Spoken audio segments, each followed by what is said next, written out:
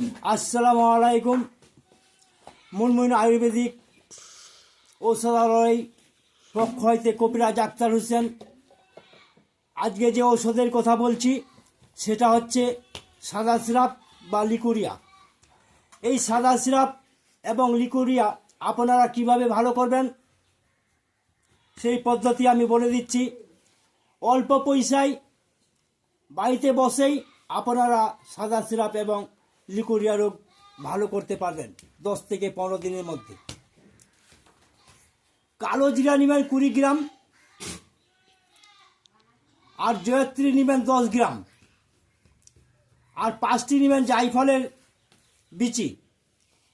এই 20 গ্রাম কালো জিরা, 10 গ্রাম জয়ত্রী এবং 5টি জায়ফলের বিচি একত্রে করে ভালোভাবে পাউডার তৈরি করবেন। শিলপাটায় বেটে হোক এবং প্রেস মেশিনে যা করি হোক সেটাকে পাউডার তৈরি করবেন।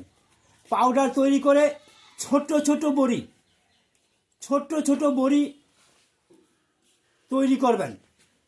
ছোট ছোট বড়ি তৈরি করার পরে খালি পেটে সকালে একটা খাবেন, দুপুরে খাওয়ার পর একটা, আর রাত্রে শোয়ার সময় একটা। এই রকম 3 টাইম 3টা বড়ি যদি খেতে পারেন 10 থেকে 15 দিন, তাহলে আপনাদের সাদা সিরাপ বা লিকুরিয়া রোগ ইনশাল্লাহ ভালো হয়ে যাবে। এই বলে আমি আমার ভিডিও থেকে আজকের মতো বিদায় হচ্ছি।